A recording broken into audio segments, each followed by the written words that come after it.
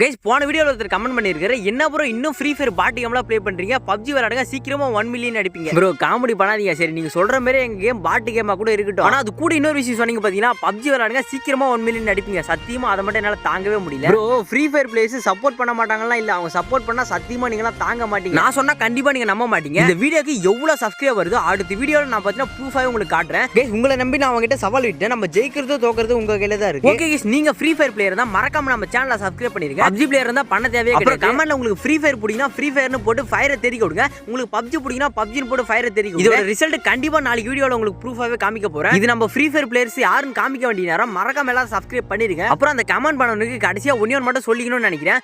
இங்க நான் தான் ராஜா அண்ணே.